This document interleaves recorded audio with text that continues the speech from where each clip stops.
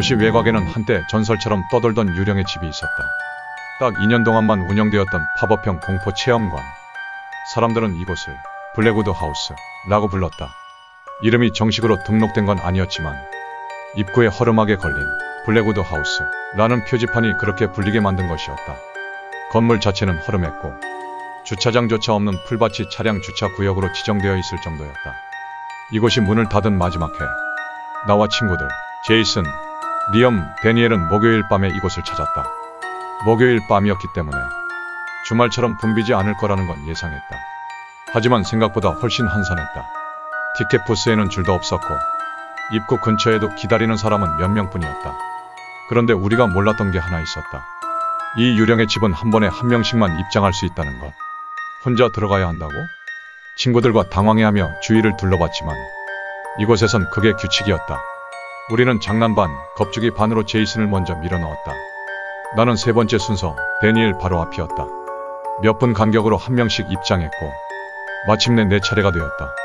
입구에서 피범벅 분장을 한 직원이 문을 열어주며 나를 안내했다. 문이 닫히고 나는 어두운 공간에 홀로 남겨졌다. 희미한 붉은 조명과 깜빡거리는 작은 불빛들이 공간을 비췄다. 나는 천천히 걸으며 공포스럽게 꾸며진 내부를 지나쳤다. 잔혹한 시체 소품, 벽에 난도질된 핏자국, 갑자기 튀어나오는 배우들. 모든 것이 극도로 사실적이었다. 나는 몇 번이고 놀라며 몸을 움찔거렸다. 그러다 복도를 지나던 중 내 등 뒤에서 무언가가 스쳤다. 나는 반사적으로 짧은 비명을 질렀다. 그리고 앞을 보니 커다란 남자가 서 있었다. 처음엔 그냥 유령의 집 배우 중 하나라고 생각했다. 그러나 곧 이상한 일이 벌어졌다.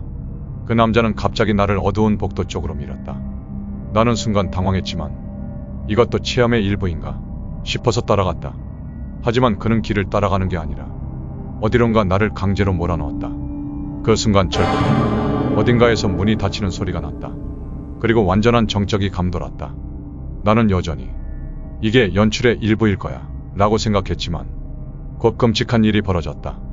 누군가가 내 몸을 거칠게 잡아당겼다. 그것도 단순히 놀래키는 게 아니라 강한 힘으로 붙잡았다. 나는 바로 팔을 뿌리치며 외쳤다. 꺼져. 뭐 하는 거야? 그러나 상대는 아무 말도 하지 않았다. 나는 너무 과한 거 아니야? 연출이어도 선 넘었어 라고 말했다. 하지만 그는 여전히 침묵한 채 내 앞에 서 있었다. 나는 더 이상 기다릴 수 없었다. 규칙을 어기더라도 휴대폰을 꺼내 플래시를 켰다. 그리고 그를 비췄다.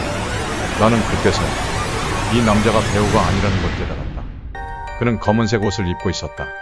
얼굴 절반은 검은 마스크로 가려져 있었다. 나는 불안한 기색을 숨기며 말했다. 너 누구야? 그러나 그는 아무 말도 하지 않았다. 대신 이상한 손짓을 하며 마치 연기라도 하는 듯 행동했다. 나는 서둘러 문을 찾아 나갔다. 손전등을 켠 채 어두운 복도를 따라 되돌아갔다. 다음 구역에서 나는 다른 배우를 발견했다. 그는 내가 손전등을 켜고 있는 걸 보고 분노하며 소리쳤다. 핸드폰 꺼. 그러나 나는 다급히 말했다. 여기에서 누군가에게 당할 뻔했어. 장난이 아니라고. 배우는 당황한 듯 캐릭터 연기를 멈추고 작은 목소리로 말했다. 그냥 계속 가. 거의 끝이야. 나는 더 이상 남은 체험을 즐길 생각이 없었다. 그냥 빠르게 출구를 향해 걸었다. 그리고 마침내 밖으로 나왔다.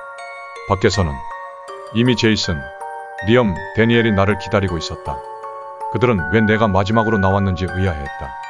나는 그들에게 있었던 일을 설명했다. 우리는 바로 티켓 부스로 가서 매니저를 찾았지만 그날 매니저는 없었다. 직원에게 상황을 말했지만 그녀는 내일 매니저에게 보고하겠다 라는 말만 반복했다. 나는 돈이라도 돌려받고 싶었다. 그래서 환불을 요구했고 $30를 돌려받았다. 그리고 그 다음날 충격적인 소식이 전해졌다.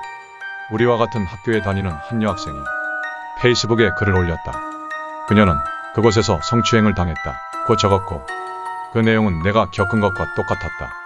단 한 가지 차이점이 있다면 그 남자가 그녀에게는 훨씬 더 끔찍한 행동을 했다는 것. 그 사건이 공개되면서 유령의 집은 영구 폐쇄되었다. 나는 그녀에게 연락했고 결국 그녀는 소송을 제기했다. 운영진은 당연히 그 남자는 우리 직원이 아니다 라고 발뺌했다.